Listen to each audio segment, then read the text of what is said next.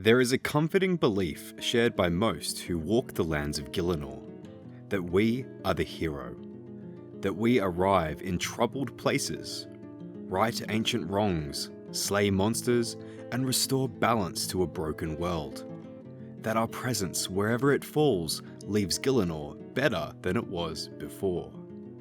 But history is rarely so simple, and when viewed not through quest journals or reward screens, but through the lens of consequence, a far quieter truth begins to emerge.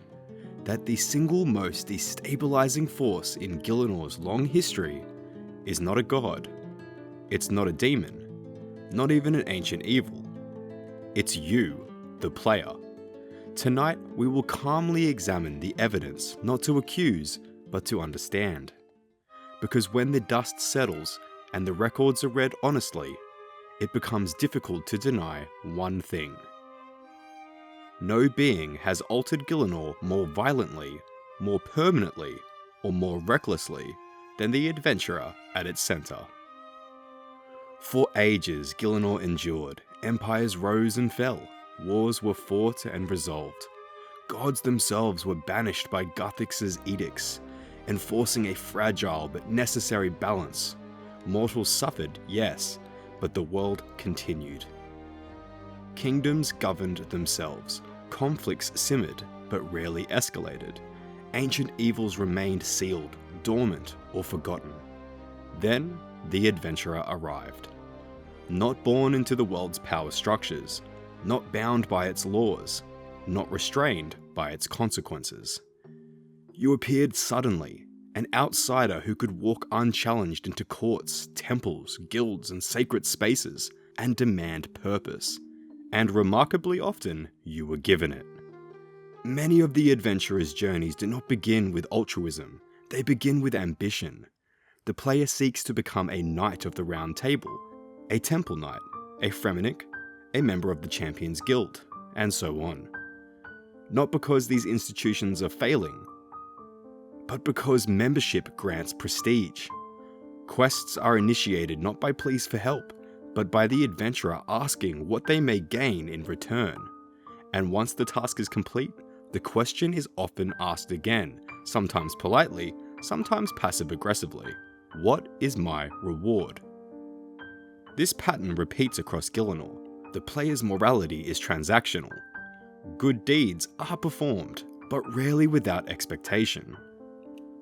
Nowhere is this clearer than the adventurer's relationship with power. Kings, queens, chancellors, generals, none are treated with reverence. The adventurer marches directly into throne rooms and demands tasks, information, or compensation, as though authority is something to be negotiated rather than respected. In Al-Kharid, the adventurer may ask the Chancellor whether he minds if they kill his own guards. The response is telling. The Chancellor, he allows it, not because it's just, but because they are replaceable. This is not heroism, this is convenience, normalized by power. Now, I will add that this dialogue did change in 2022, but the conversation was live in-game for many, many years. Beyond the grand stories of gods and kings lies a quieter truth. The adventurer kills constantly. Not always monsters, not always enemies, but often ordinary people, livestock, guards, creatures that pose no immediate threat. This violence is not driven by survival, it's driven by progress, by efficiency, by the quiet understanding that death carries no lasting consequence for the adventurer or for the world they move through. And over time, this behavior becomes routine, unquestioned, normalized. One might expect such a powerful figure to be discerning, but they are not. The adventurer is, historically, extremely gullible. Again and again, Gielinor's greatest catastrophes begin the same way. Someone asks for help. The adventurer does not ask why. They do not ask who benefits, or simply don't understand. And then, they act. They help Zamarakian monks attempting to corrupt the River Salve. They assist in releasing the dreaded Galvek and the Dragonkin, unleashing devastation across the land. They interfere in wars between nations they barely understand. They commit regicide, multiple times, all in the name of quests. Many of these disasters would not exist had the adventurers simply declined, or at least these things wouldn't have progressed in the way that they did. It would be comforting to say this recklessness stems from ignorance, but that explanation fails.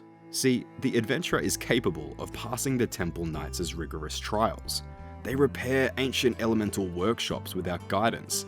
They solve puzzles that stump entire orders of scholars. So they are intelligent. We are intelligent.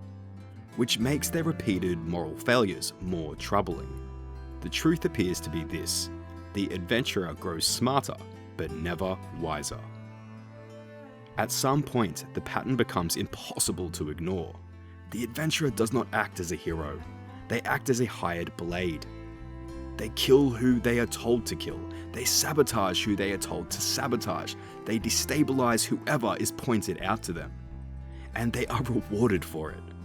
The titles, hero, champion, savior, serve a purpose. They distance responsibility. Because if the adventurer is blamed, no ruler needs to be. In truth, the player is a mercenary, or worse, a hitman, praised precisely so they will keep doing what others cannot afford to be seen doing. Some quests make this explicit. In the Haziel cult, the adventurer is given a choice.